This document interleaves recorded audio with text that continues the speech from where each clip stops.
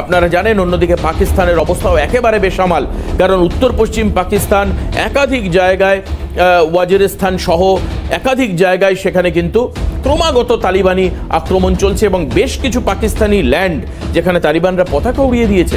আসুন এই আরাকান আর্মির এই যে কক্সবাজার আক্রমণের যে লক্ষ্যমাত্রা হতে পারে এরকম একটা সম্ভাবনা তৈরি হচ্ছে, এর উপর আমাদের বিশেষ প্রতিবেদন দেখাবো আপনাদের। দেখুন। ঘরে বাইরে একাধিক সমস্যায় জেরবার বাংলাদেশ। এই আবহে আরাকান আর্মির দাপটে কাঁপছে বাংলাদেশ সেনা। সম্প্রতি স্পিড বোটে করে নাফ নদী পার করে বাংলাদেশের টেকনাফে এসেছিল আরাকান আর্মির প্রায় 100 জন সদস্য। সেখান থেকে আরসার 19 জন সদস্যকে মায়ানমারের রাখাইন প্রদেশে তুলে নিয়ে যায় তারা বলে সূত্রের খবর। এই ধরনের স্পিডবোটে তারা এসে পৌঁছয় টেকনাফে এবং সেখান থেকে 19 জন রোহিঙ্গা জঙ্গিকে, যারা রোহিঙ্গা নির্দিষ্টভাবে Arakan Rohingya salvation army Archer সদস্য, তাদেরকে তারা একদম সরাসরি সেখান থেকে তুলে নিয়ে চলে যায় মায়ানমারে। এই আবহে সেন্ট মার্টিন দ্বীপের কাছে আরাকান আর্মির তরফে মোতায়েন করা হচ্ছে যুদ্ধ জাহাজ।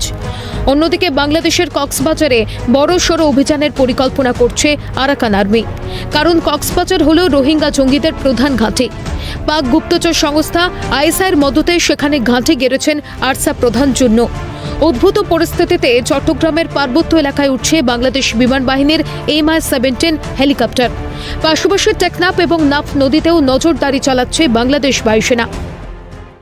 রোহিঙ্গাদের মূল ঘাঁটি সেখানে রোহিঙ্গা প্রধান জুন্নু সেখানে আইএসআইয়ের সমর্থন নিয়ে অস্ত্র প্রশিক্ষণ এবং যাবতীয় ক্যাম্প সেখান থেকে চালাচ্ছে।